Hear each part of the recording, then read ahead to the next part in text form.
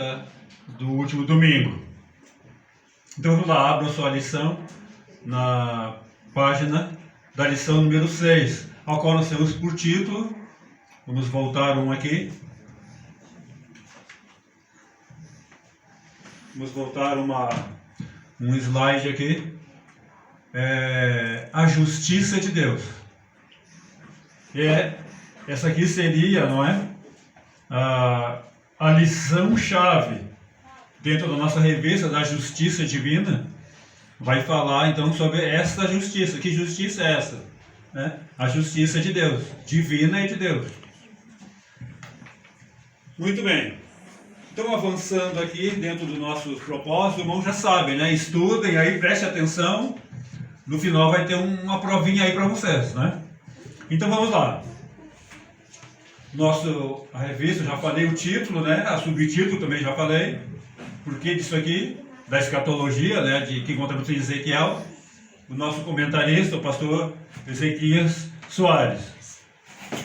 Chegamos à nossa 6ª lição. Estamos chegando quase na metade, não é? Eu não vou falar aqui, os irmãos já viram. Depois vou fazer uma introdução do que já aconteceu até aqui dentro do nosso trimestre, dentro desta escatologia, dentro de Ezequiel, que vai demonstrar aqui para nós por que Israel teve o seu fim, né? Ainda que não acabaram como nação e como língua, mas como país, e onde tem um lugar, uma terra para fincar a bandeira, eles deixaram disso, eles não tiveram mais. A leitura diária serve para, cada dia da semana, você ter um estudo bíblico, uma devoção, para quando você chegar aqui hoje, você, eu já estudei durante a semana, puxa, eu já sei o que o professor vai falar, puxa, eu já tenho dúvida de alguma coisa, levante a sua mão e faça a pergunta, interaja, acrescente alguma coisa. Vamos aprender juntos, né? Vamos para a nossa leitura bíblica em classe, então. Esta vez nós vamos ler 6 versículos. Cada um vai ler um versículo, tá bem? Vamos ficar em pé nesse momento. Depois o irmão Fernando vai fazer uma oração. Essa leitura bíblica se encontra lá em Ezequiel, capítulo 14, dos versículos 12. Nós vamos ler só até o 15, tá bem? Quando uma terra pecar contra mim, gravemente se rebelando, então estenderei a mão contra ela, e tornarei instável o sustento do pão, e enviarei contra ela fome, e arrancarei dela homens e animais. Irmão Fernando, pode ler o 14. Ainda que estivessem no meio dela estes 3 homens, Noé, Daniel e Jó, eles, por sua justiça, livrariam apenas a sua alma, diz o Senhor Jeová. Raquel, 15. Se eu fizer passar pela terra nocivas, alimárias, e elas a assolarem, que fique assolada, e ninguém possa passar por ela por causa das feras. Elisângela, pode ler o 16, por favor. Ainda que esses 3 homens estivessem no meio dela, vivo eu, diz o Senhor Jeová, que nem a filhos nem a filhas livrariam. Só eles ficariam livres e a terra seria assolada. Irmã Simone, 17. Ou, se eu trouxer a espada sobre a tal terra, e disser, espada, passa pela terra, e eu arrancar pelos homens e animais. Irmã Ângela, leia o 18, por favor. Ainda que aqueles 3 homens estivessem nela vivo, eu diz ao Senhor Jeová, que nem filhos nem filhas livrariam, mas eles só ficariam. Glória a Deus. Irmão Fernando, por favor, nos leve em oração. Senhor Deus, muito obrigado por esse momento. Nós te louvamos pela tua misericórdia e por essa oportunidade, Aleluia, Senhor, de aprendermos da tua palavra. Glória a Deus. Que possamos guardar, que possamos tirar dúvidas. Aleluia. Que possamos sair daqui mais firmes da nossa fé para continuarmos andando e cumprirmos o teu propósito. Glória a Deus. Muito obrigado pelo professor nessa noite. Que o Senhor continue dando a eles, Senhor, sabedoria e fortalecimento para nos ensinar, Senhor. Que seja um instrumento Glória a Deus. usado nas tuas mãos, em nome de Jesus Cristo. Amém. Amém. Irmã Elisângela, por favor, leia para nós o texto áureo. Com o puro te mostrará puro, e com o perverso te mostrará indomável. O texto áureo, aquele é o texto base e é o texto dourado assim da lição. É o que tem o destaque e que já traz uma lição para nós. Com o puro te mostrarás puro, ou seja, seja decente, seja honesto.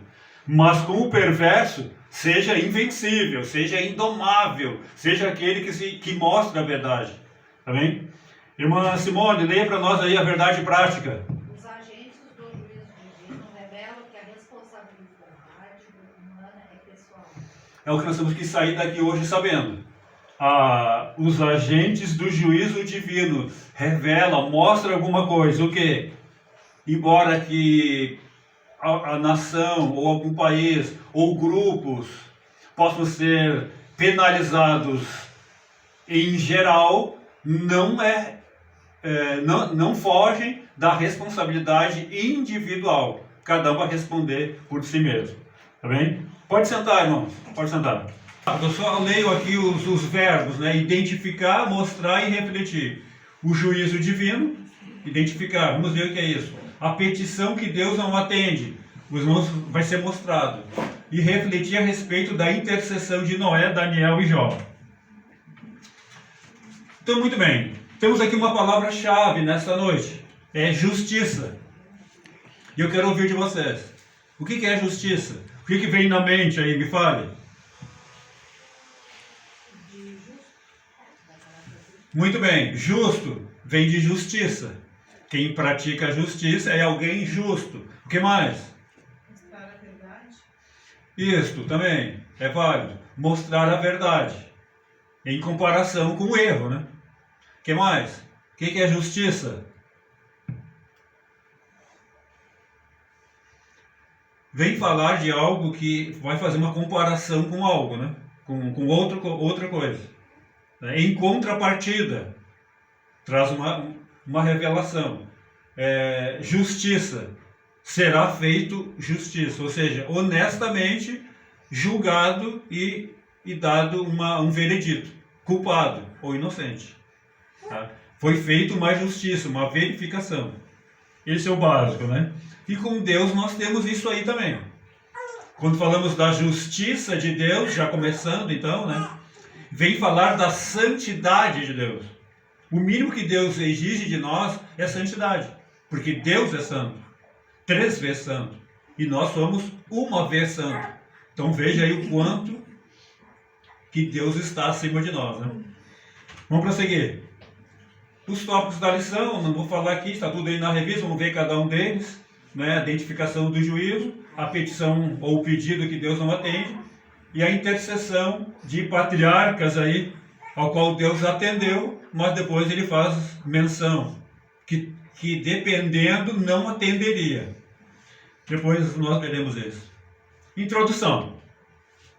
Então, semana passada, nós vimos aí os falsos profetas, né? Que eles, trazendo mensagens falsas para a nação, sofreriam alguma coisa. E os homens, não é? Eles buscam pessoas que sejam favoráveis aos seus erros, que apoiem os seus erros. E nos falsos profetas isto pode até ocorrer, mas serão pesadamente condenados, julgados. Tá? E hoje chegamos na justiça de Deus. Os irmãos viram lá na penúltima lição, e na antepenúltima também, sobre as abominações lá no templo. Será que ia ficar tudo assim, daquele jeito mesmo? Fazendo um monte de coisas erradas? E não vai dar nada? Vai dar. Os falsos profetas foram condenados e a punição era a morte. Se a pessoa fosse hoje assim, né? Se alguém errasse e já fosse condenado e a condenação fosse morte, aí alguém não ia fazer muitas coisas erradas que fazem, né? E chegamos hoje na justiça de Deus. E onde está Deus? É fácil, parece que apontar o erro para alguém e querer talvez impressionar Deus contra a parede. Né? E dizer assim, ó Deus, não vai fazer nada. Deus sempre fez, Deus sempre está fazendo. O homem sem Deus, principalmente, é que não vê. Mas Deus está sempre agindo, vamos ver isso hoje. Então, nessa lição aqui, nós temos como objetivo apresentar aqui a estrutura aí do discurso de Ezequiel, a qual os irmãos leram aí na leitura bíblica bíblica, né? E mostrar aqui a retribuição divina ao pecado de uma nação. É o objetivo dessa lição como um todo. Por que Israel caiu? Por que eles foram cativos? Foi o pecado. O principal é isso, né? Junto com a desobediência a Deus. Então não podemos perder o foco do perigo do pecado. Tá? Preste atenção. Então vamos estudar o Ezequiel, que nós já lemos ali, né? Um discurso, é duas partes. A primeira parte, uma palavra profética genérica, né? Muito ampla, que se dirige para uma terra qualquer, um país, uma nação, um grupo qualquer. E a segunda parte é profética, é específica, se dirige ali no caso para a casa de Israel, no caso Jerusalém. Ou em outros momentos pode ser específico para uma pessoa, tá bem? Mas no caso aqui é para Jerusalém mesmo. Vamos para o primeiro tópico, sobre a identificação do juízo divino. O que é isso aí? O que é a justiça de Deus? Por que ocorre um monte de coisa errada aí no mundo e parece que Deus não faz nada? Será que não faz? Ou será que nós não estamos vendo? Né? A minha ideia, a intenção é trazer algo para nós aqui no presente. E não só contar uma história bonita lá do passado. Ou feia, né? A identificação do juízo.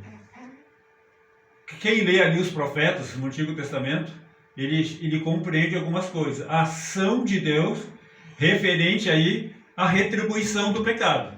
Fez algo errado? Se prepara. Né? Se prepara.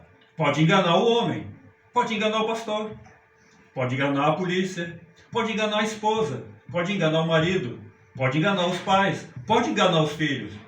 Mas tem um que você nunca vai conseguir enganar. Esse é Deus. Pode enganar todo mundo aí, né? Dá golpe, faz coisas erradas. Se deu bem. Não, não se deu bem. Se deu mal. Mas ele acha, né, que é o esperto que engana todo mundo. Mas para Deus não tem isso. No momento certo, vai ter um encontro com Deus e aí vai ser o ranger de dentes, o choro e o lamento. E não adianta mais arrependimento, porque Deus é justo. Primeiro tópico, sobre a identificação do juízo divino, vamos ver o primeiro subtópico, o discurso profético. À luz da Bíblia, ficamos sabendo que a ira de Deus nunca acontece sem uma justa causa, e nem mesmo sem um aviso prévio. Ou seja, sempre Deus avisa. Deus nunca chega e já vai morrer, vai sofrer, vai dar seca, vai vir dilúvio, vai ter fogo. Não, Deus avisa. Sempre Deus usa o seu profeta e manda o aviso. Aí quem está com a sua mente, os seus olhos espirituais abertos, percebe, e se arrepende e vai fazer a vontade de Deus. Mas tem uns que até ouvem, né? Nós sempre ouvimos. Deus está sempre falando, Deus está sempre agindo, mas alguém fica surdo espiritualmente. Vai pagar um preço. O Deus Javé, o Iavé, né? O Deus da Bíblia, o Deus do Antigo Testamento, que é o mesmo do Novo, procede dessa maneira para oferecer o quê? Arrependimento. Deus sempre dá oportunidade. Sempre dá. As pessoas não percebem. Por que isto? Romanos 8. Né? Para que todo homem, ao se encontrar com Deus, né, seja indesculpável. O que quer dizer isso? Quando o ser humano chega perante Deus, em qualquer momento, né? Na vida, dificilmente, mas na morte, ou lá nos juízos, né? Juízo do trono branco, qualquer outro juízo aí, tribunal, o homem fica quieto. Por que será? Não tem o que falar. O espírito humano, é o que eu tenho dito aqui às vezes. Como é que é? O espírito está pronto, mas a carne é Fraca. fraca, né? E uma parte dessa carne não é nem tanto o corpo, mas também o entendimento, ou a alma, não é? Que chega ao conhecimento das coisas, né? É fraco, fraco no sentido de que não consegue perceber a real intenção de Deus em ajudar o homem.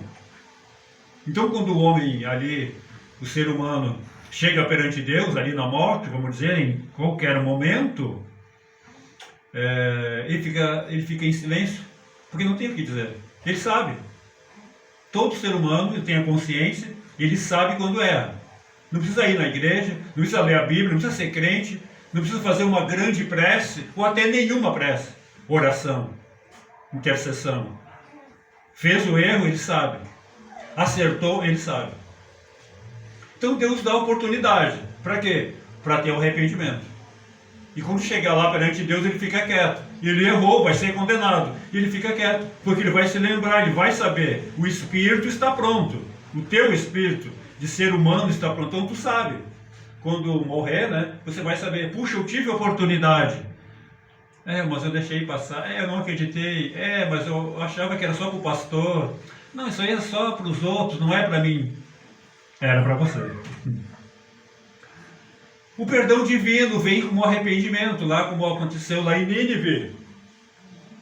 Lá com Jonas. Deus disse, vai para Nínive. E ele vai para outra cidade, para outro lugar.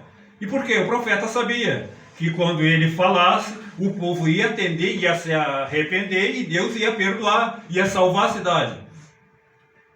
Mas Noé tinha outros pensamentos, tinha outras ideias. Talvez aquele povo, eles tivessem perseguido a família dele, talvez matado algum parente seu, e ele, como homem, tinha algum ressentimento. Então ele pensou, não vou fazer isso, não quero que eles se salvem.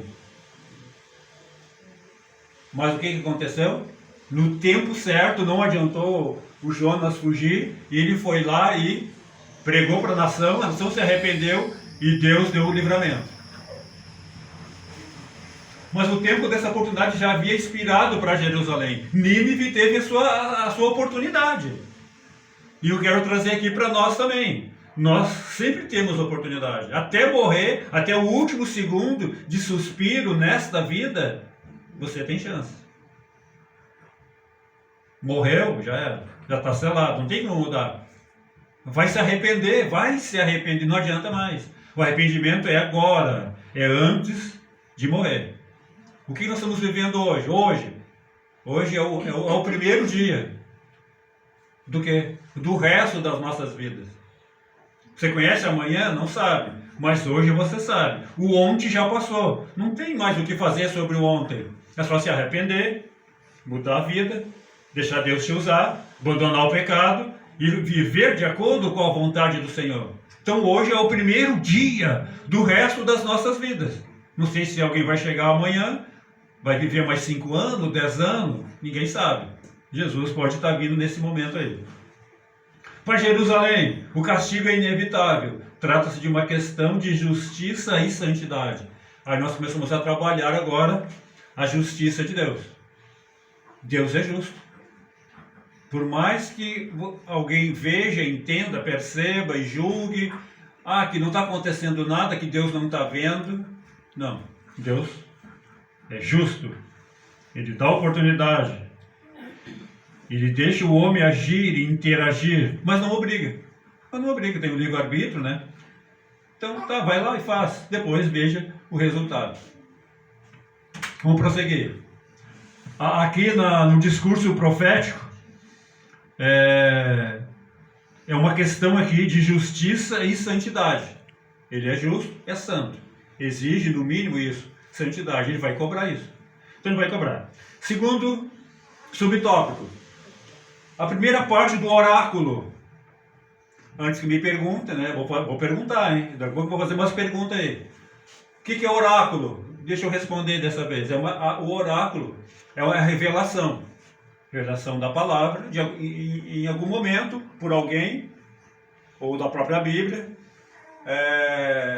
revelação. A primeira parte da revelação. Então tem um versículo aqui, está aqui o versículo. Filho do homem, quando uma terra pecar contra mim, Deus está falando pro profeta, gravemente se rebelando, então está vindo ali o oráculo, a profecia ou a revelação.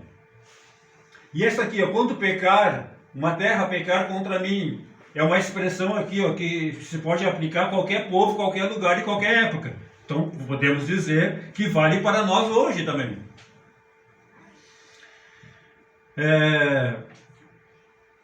Que se recusar, né? Depois vem na continuação aqui, se recusar a ouvir a sua palavra, embora que aqui é uma alegoria, uma redundância, porque todos ouvem, né? Todos ouvem, mas o ouvir aqui é de não fazer, de não praticar, de não colocar em prática. Bem, se rebelando, então estenderei a mão contra ela e tornarei instável. O que é isso aqui? Existem diversas maneiras, né, de Deus castigar um desobediente. Contumaz. O que é contumaz? Costume. Ele é costumeiro em fazer aquilo. Que se recusa a ouvir a sua palavra. Eu já falei. Não, ele vai ouvir. Não tem como. Ele vai ouvir. Deus nos cerca. Você está lá domingo de tarde na tua casa. Trabalhou a semana toda. E aí você vai descansar lá, tirar um sossego, uma sesta de tarde. E os crentes vão lá para a praça, vão lá ali para perto da casa, fazem um culto ao ar livre. Mas eu nem sou crente. Aí você começa já a falar mal daquele trabalho ali. Mas tu vai ouvir a palavra. É mesmo, talvez, não sei o que. Aí você vai num casamento, lá o pastor vai ter uma palavra, e você foi, mas você não é crente, mas você ouviu a palavra. Você vai num culto fúnebre, alguém morreu, tem um evento lá, vai ouvir uma palavra. Você está doente no hospital, e vai um crente lá, vai orar por ti, vai trazer uma palavra, você ouviu a mensagem, você ouviu uma palavra, Deus falou contigo.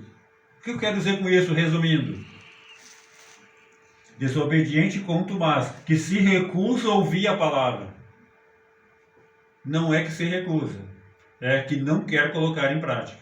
Então Deus nos cerca. Na verdade, Deus está sempre nos cercando pelo seu poder e pela ação do Espírito Santo em fazer com que nós venhamos a ouvirmos e colocarmos em prática a verdade que nos salva e nos liberta. É isso. Então Deus nos cerca. E faz o que quiser. E um dia vai se encontrar com Deus. Salvo ou não salvo. E aí por isso que eu digo. Todo ser humano, quando chega perante Deus, ele não fala nada. Porque não tem o que falar. Eu sei que você está pensando assim, não, mas se Deus viesse aqui agora, eu ia encher ele de perguntas. Não, mas eu ia fazer isso. Não, mas eu ia perguntar aquilo. Não, mas eu ia questionar não sei o quê. Pois é. É que você está muito na carne em fazer isso. Né? Mas se você começar a entender o que eu estou falando, você verá assim, se o Espírito está pronto, e é o teu Espírito, não é o Espírito Santo, se o teu Espírito está pronto, você como Espírito, você sabe o que precisa fazer, você sabe a verdade que liberta, você sabe quando Deus verdadeiramente está falando, que Deus está usando alguém para falar contigo, e você sabe quando é Deus, e aquela verdade se manifesta para você. Você sabe. Aí quando você chegar lá perante Deus, você vai se lembrar de tudo. Hoje nós esquecemos, né? Você vai fazer um concurso, tem que estudar meses e anos para passar lá no concurso. Mas você como Espírito sabe tudo. O que diz respeito ao que você tem que saber. Não é saber tudo como Deus. Mas você sabe tudo o que tem que saber para ser salvo, para ir para o céu, como o que Deus é e o mundo espiritual. Mas só que nós temos umas escamas assim nos olhos que nos impede de ver completamente, entender completamente. E temos esse mundo aqui ao qual nós, com os olhos bem abertos, gostamos de ver.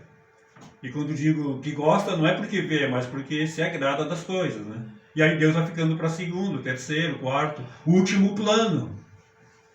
Mas tu sabe. Mas o espírito está pronto. Estenderei a mão contra ela, tornarei instável. Então aqui virá a carência. Olha só como Deus age. Deus toca nas coisas. Deus quer fazer o seu plano. E Deus vai mostrar para a pessoa. Tu está agarrado no quê? Para que culto de cura divina e libertação? Para mostrar para a pessoa o que está impedindo ela de melhor servir a Deus. No que tu está preso? Aí Deus vem. Aqui virá a carência, a fome, o extermínio, seus moradores, até dos animais, crise econômica, recessão financeira. Você acha que Deus não está no controle? Você acha que Deus não sabe tudo?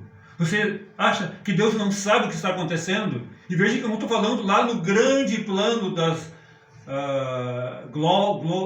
globalização, blocos econômicos, do plano econômico do governo, do Brasil, do Estado, de Alvorada.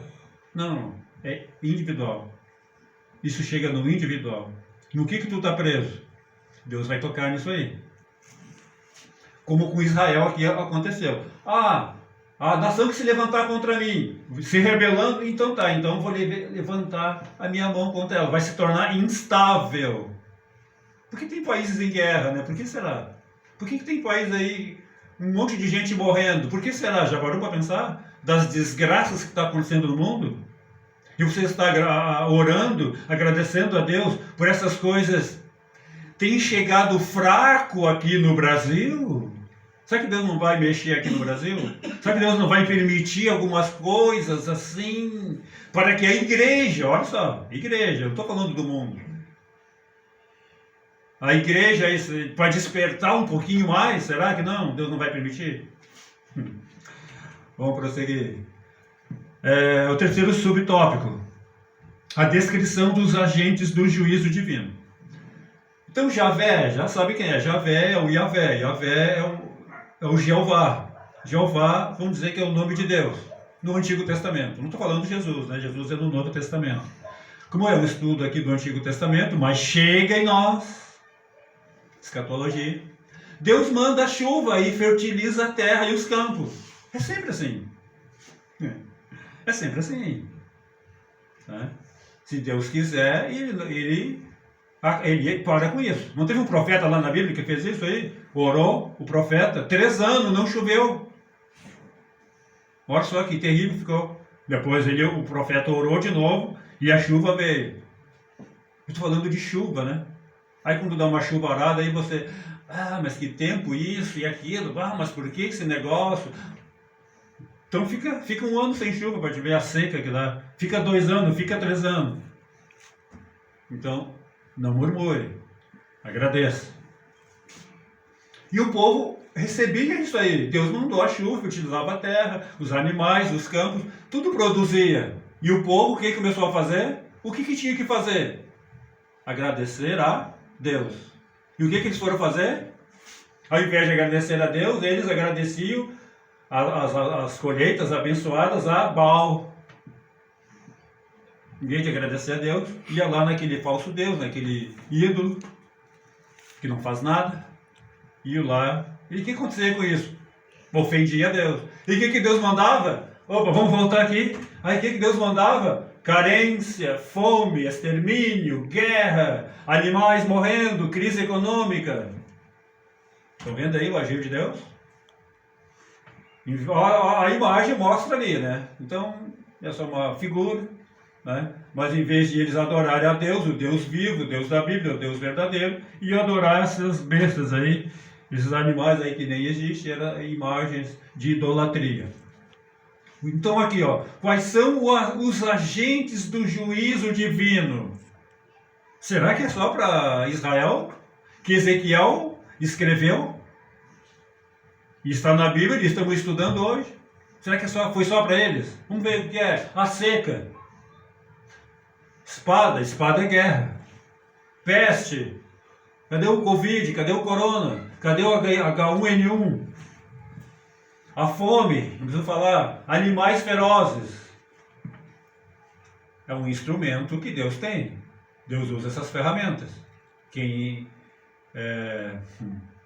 espiritual está vendo. Quem é espiritual está entendendo o agir de Deus na terra, os sinais. Deus não manda o seu juízo sem antes avisar. E nós estamos sendo avisados. Nós, né? Mas eles lá, vão voltar para Ezequiel, Israel, Jerusalém, foram avisados. Não adiantou. Vamos prosseguir. A seca era um sinal visível do castigo de Deus. Né? Aqui Ezequiel 14:17. Ou se eu trouxer a espada sobre a terra. O que é espada? Forma, designa, mostra a guerra. E resulta em quê? Em fome. O que é a fome? Escassez de alimento. Quando o país entra em guerra, ninguém mais vai plantar. Raramente vão plantar. Se não vão plantar, não vão colher. Vão comer o quê? Já começou a fome. É uma consequência da guerra. Peste, epidemias. A história mostra corpos insepultos na terra. Aquilo ali traz doenças, enfermidades. E as pessoas caminham por ali e começam a ficar doentes. Fome e peste. E fizeram, a espada passa pela terra, e ao arrancar dela homens e animais. Irmão, a guerra é ruim para todo mundo. Não é só porque vai finalizar a guerra. Aquele exército, aquele país venceu. Venceu. Mas aí vê os prejuízos que tiveram para chegar naquela vitória. O quanto que o povo sofreu. Ganharam, mas a que custo? A que custo? Então o castigo divino estava vindo, né? Aí Ezequiel 14:21. Porque assim diz o Senhor: quanto mais se eu enviar os meus 4 maus juízos, olha aí, mau juízo, 4. A fome, a espada, animais ferozes, né? E a peste contra Jerusalém, para arrancar delas homens e animais. O aviso foi dado. Deus usou o profeta, lançou o oráculo. Está aqui, Jerusalém, né? A palavra profética é para qualquer nação. E época aqui inclui Jerusalém como destinatário da profecia. Daí eu faço essa conexão para hoje. Né? O que está acontecendo aí no mundo? Estão observando? Deus está agindo. E muitos não estão entendendo. Vamos prosseguir. Então, o que vimos até aqui nesse primeiro tópico? Deus não executa o seu juízo sem uma justa causa. O que é a justa causa? É um motivo justo. É um motivo, vocês erraram aí, e Deus não vai passar a mão. Deus não leva ninguém por amigo, ou por compadre, ou por meu amiguinho, meu não sei o que, meu protegido, não tem. É justa causa. Errou, vamos conversar. E não é só conversar, não. Deus vai agir. Nem mesmo sem um aviso prévio. Então Deus vai avisar. Deus avisa. E depois se prepara, né? Quando Deus avisa, Ele já quer dar o livramento. Quando Ele avisa, Ele diz assim, Ele está dizendo assim, se arrependam. Porque vai vir a mão de Deus. Vai vir o peso da mão de Deus. Segundo tópico. Sobre a petição que Deus não atende. Será que Deus atende toda a oração? Ou não? E se não atende, por que não?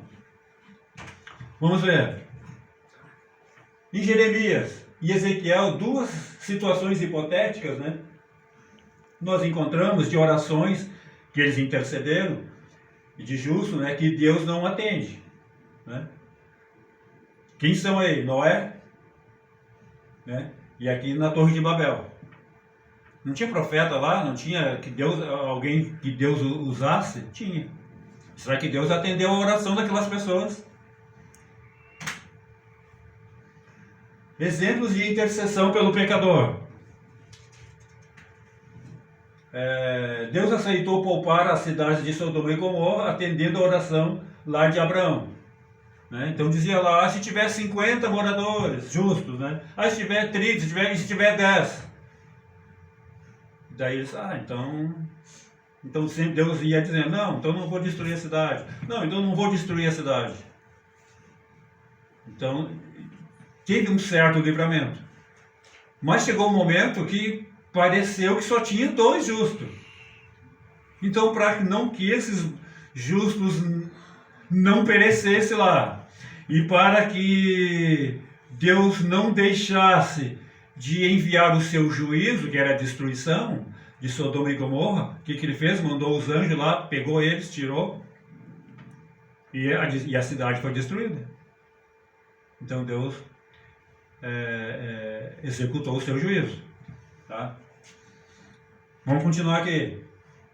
Moisés e Samuel, 2 baluartes de Israel, foram atendidos em petições em favor lá do povo em caso de pecados e rebeliões, né? Moisés intercedeu pelo povo, Samuel também. Então nós vemos aí, tem momentos que Deus atende, Deus não atende. Por que será? Vamos vendo. Israel se rebelou contra Deus, lá no monte, né? Com culto ao bezerro de ouro. Olha essa imagem aí. Mas Deus perdoou-os e renovou, né, o concerto com os israelitas. Mas não foi fácil aqui. Houve prejuízo, houve morte aqui. Moisés desceu do monte com as tábuas da lei, a qual Deus mesmo escreveu com o seu dedo. E ele ficou 40 dias lá e 40 noites. Quando ele desce, o que ele vê lá embaixo? O povo em um carnaval lá. Ah, esse Moisés aí, Arão, está demorando muito. Vamos mandar o povo aqui, mandar os tesouros deles aqui, as joias, os brincos deles lá, vamos derreter e vamos fazer um bezerro de ouro. E fizeram. E começaram a adorar e fazer um carnaval lá embaixo. E quando ele desce, o que ele vê lá? Aquele coisa terrível. Moisés se irou tanto que ele foi o primeiro a quebrar a lei. Bom, quebrar literalmente, porque ele pegou as tábuas e jogou no chão e quebrou. Porque teve que depois subir novamente e Deus teve que escrever de novo. Porque Moisés quebrou a lei. Literal, né? No caso, quebrou as tábuas. Só isso? Não. Deus mandou um terremoto, abriu a terra e engoliu essa festinha aqui deles. Morreram. Muita gente morreu. O juízo imediato de Deus. No Antigo Testamento é assim. Fez o negócio, já recebe o juízo na hora. E muitas vezes é morte. Como é que era lá que Jesus deu o livramento pela mulher adúltera? O que ela tinha que acontecer com ela? Ela ia morrer. Ela ia morrer. Mas Jesus intercedeu por ela, ela não morreu. Tanto que Jesus disse para ela, ó, vai e não peques mais. Então ela se arrependeu, pessoal, né? Nem foi tanto o caso dela se arrepender, mas no caso que os homens viram que eles estavam em pecado também. E se é que ela tinha que morrer, eles também teriam, né? Mas deixa eu falar essa parte. Como Moisés, devemos interceder pelos pecadores, para que eles se arrependam e venham a Cristo. Então lá eles fizeram a sua parte, hoje para nós fala também alguma coisa. Vamos avisar as pessoas, vamos pregar, vamos evangelizar, vamos fazer a nossa parte. E Deus vai fazer a parte dele, sempre, como sempre faz. O que veio daí? Veio um castigo inevitável. As Escrituras mostram que há situações em que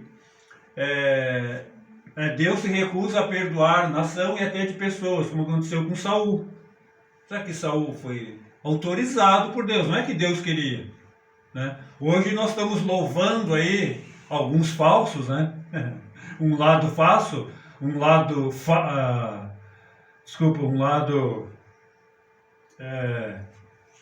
mentiroso, assim, né? Da política, elogiando e louvando a democracia. Que bom, né? Bom nada. O melhor o que é? A teocracia. E a teocracia é o governo de Deus. Até Saul ser designado para rei, quem que literalmente governava o povo era Deus. O melhor governo é o de Deus, não é o do homem. O homem vai obedecer, o homem vai agir, o homem pode ser líder. Mas quem melhor governa é Deus. Aí não quiseram Deus. Aí Deus botou Saul lá. Então Deus, né, os homens pediram um rei, então Deus permitiu. Daí vai o profeta lá para Deus e fala assim, ó Senhor, daí ele foi orar, ele foi interceder pelo povo ainda.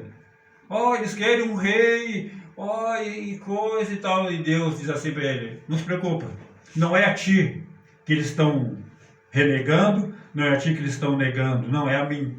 Deus diz: é a mim que eles não querem, é a mim que eles estão rejeitando. Pronto, deram um Saul para ele lá. No começo foi bom, depois você sabe aí o que aconteceu com Saul. Jeremias intercedeu pelo povo, mas Deus endureceu a sua resposta ao profeta, afirmando que nem mesmo Moisés e Samuel seriam atendidos. O que está acontecendo aqui, irmão? Chega um momento que que a situação fica tão horrível, tão difícil, que Deus já não suportava mais, não interessava mais o que eles fizessem, porque já ultrapassaram todos os limites. E não adianta nem que viesse aí, Moisés e Samuel, que foram usados por Deus e foram uma bênção, e Deus atendeu a oração deles, não ia adiantar mais. Deus ia executar o juízo, um castigo inevitável. Quando o pecado ultrapassa todos os limites, Deus não atende tais orações intercessórias, né? Por que Deus não atende? Então vamos ver agora.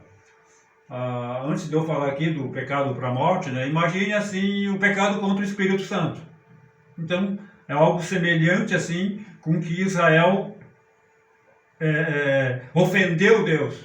Se fosse uma ou duas vezes, foram várias vezes. E chegou um momento que Deus não suportou mais.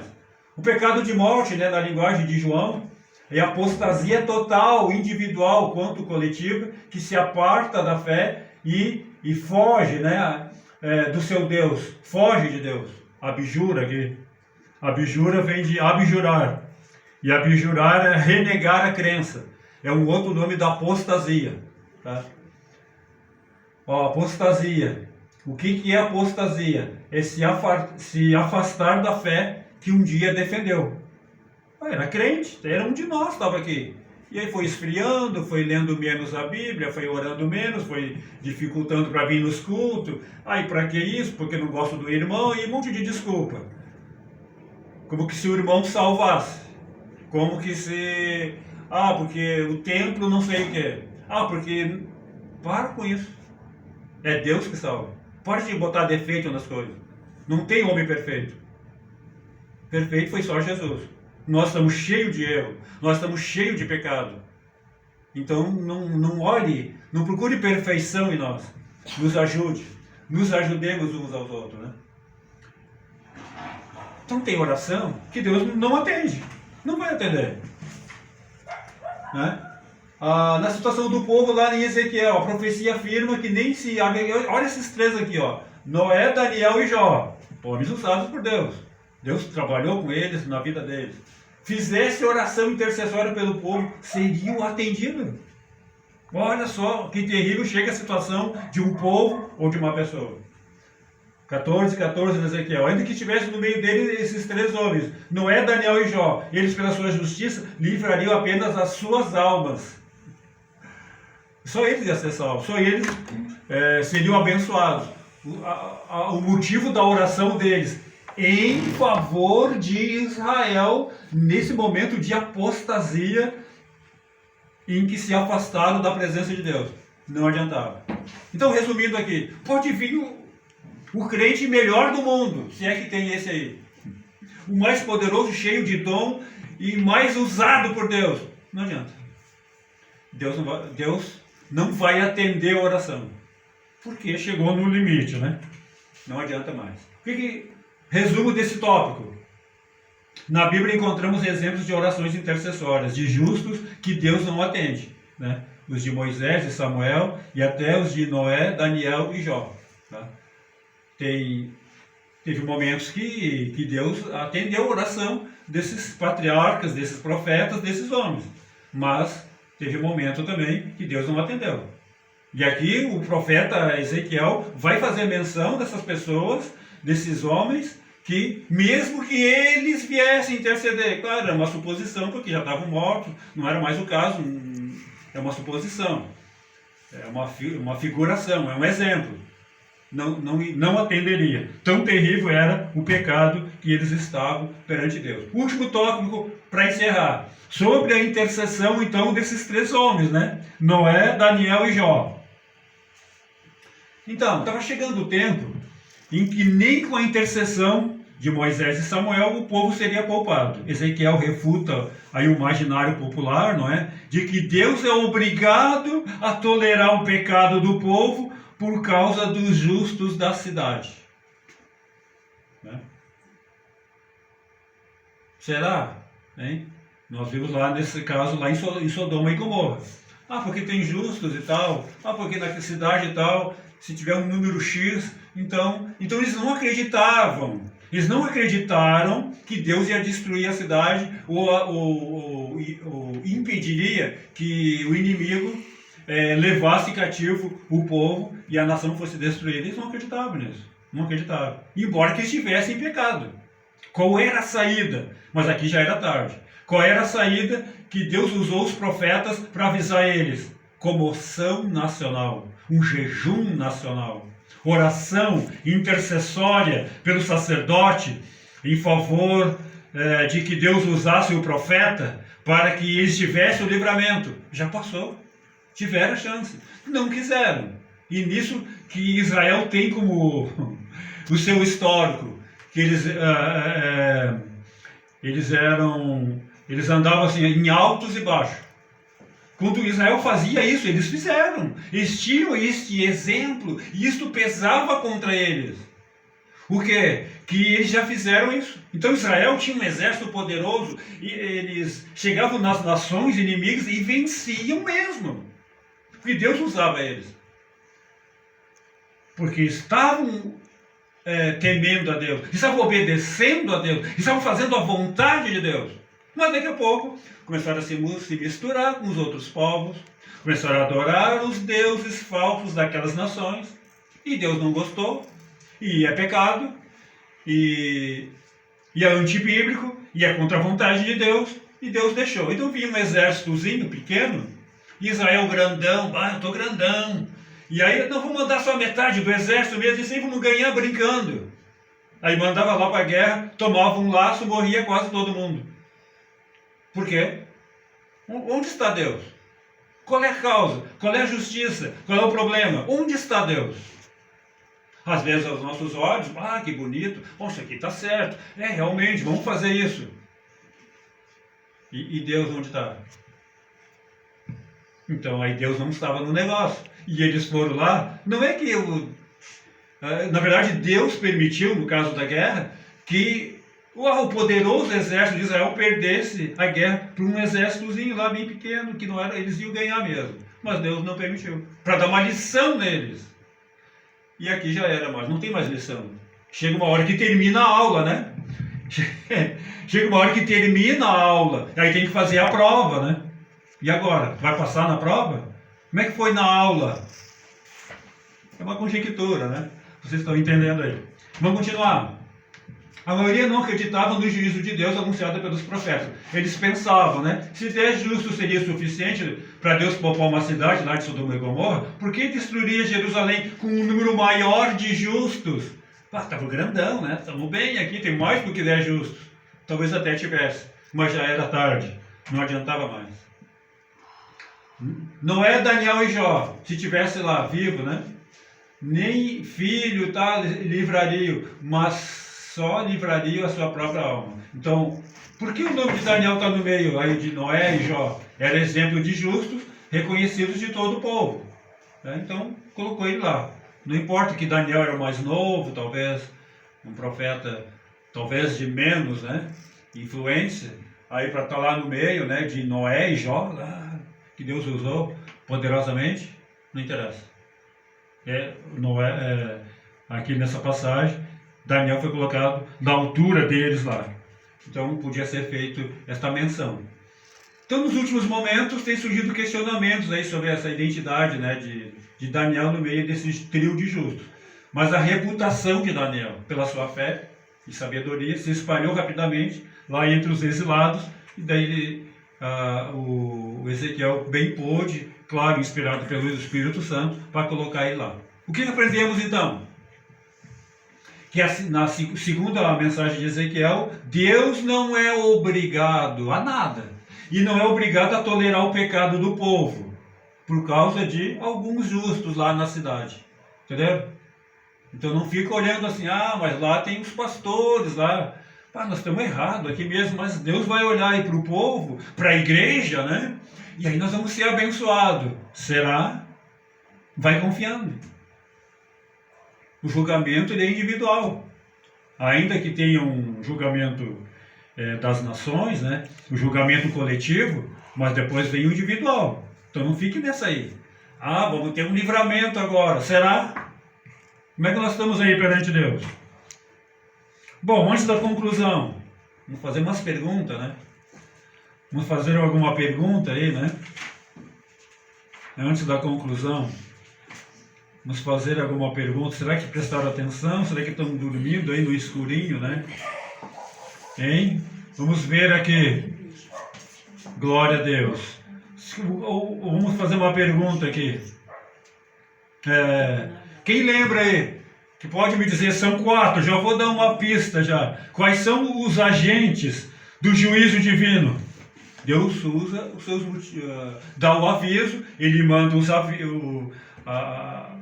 algo da natureza, né? Ou qualquer outro negócio, para dar um aviso. E me diga aí, quais são os agentes que Deus usa dentro do seu juízo divino, dentro da natureza? Quem pode me dizer? A fome, A espada. Animais ferozes. seca,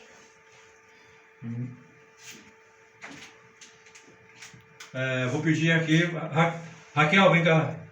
Tu que mais respondeu aí, vem cá. A Raquel vai representar aí todas as respostas certas de vocês. Porque eu não tenho um bombom aí para dar para cada um de vocês. Então, Raquel, vai lá, pode ir. Vai representar aqui. Vocês acertaram a resposta. Tá bom? Vocês acertaram aí a resposta. Tá bom? E essa resposta, essa pergunta que eu fiz, está aqui. Quais os agentes do juízo divino? A seca, a espada, a peste, a fome e os animais ferozes.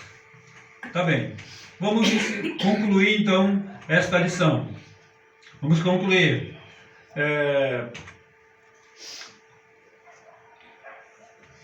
Você ficou consciente disso? De que o enfoque da justiça de Deus nesse discurso de Ezequiel diz respeito à retribuição divina quanto ao pecado. Deus é sempre justo. Não fique pensando assim, mas que Deus é malvado esse. Não, ele é muito mais do que bom. E ótimo, e excelente, e perfeito. Né? Porque a justiça quer dizer o quê? Para o mal vai vir coisa ruim. Mas para o bom vai vir coisa boa. Né? Talvez alguns vão se lembrar, hoje talvez nem tanto, né? Eu pelo menos. As crianças iam brincar na rua, daqui a pouco ouviam uma sirene. E aí vinha, a polícia, aí todo mundo fugia e se escondia, tinha medo da polícia, né? E às vezes as crianças faziam umas coisas erradas lá contra o pai e a mãe, né? Eles vão nos pegar porque descobriram, mas o que quer dizer isso? Quem tem medo? Quem teme? Quem deve. Quem deve, teme. Quem não teme, ou melhor, quem não deve, não teme nada. E nós, como criança, né? Tinha medo da polícia. Por que tinha medo, né? Não precisava ter medo. E aqui, referente a Deus, é a mesma coisa. Para que ter medo de Deus? Por que fugir de Deus? Tu tem medo do quê? Então você já sabe a resposta. O pior é o pecado. Então vai vir a justiça de Deus do pecado. Então é importante ter em mente esse conceito aqui, para não se confundir com a justiça, né, da teologia paulina, que justifica o pecador que crê em Jesus. Então aqui é um outro enfoque. Tá? O que nós falamos nesta noite foi lá em Ezequiel, Jerusalém e Israel. Que lá eles iam sofrer por causa dos pecados deles mesmos. Eles não tinham arrependimento. Se arrependesse, ia ter o livramento. E hoje nós temos livramento. Eu podia até fazer essa pergunta, né? Mas o livramento está aqui. Você peca, confessa os teus pecados, confia em Jesus, Ele vai te dar o livramento, vai te dar a bênção, vai te perdoar, vai ir para o céu e abandona o pecado. Amém? Amém. Glória a Deus. Então é isso. Alguma pergunta? Sem perguntas? quando ninguém fala nada assim, eu fico com medo, né? Eu não sei se vocês ou entenderam tudo ou não entenderam nada, né? Porque ninguém está falando nada. Mas amém. Então, antes da Simone vai passar aqui, vai entregar o teste aí para vocês. E vamos fazer uma oração então. Aí sentado mesmo.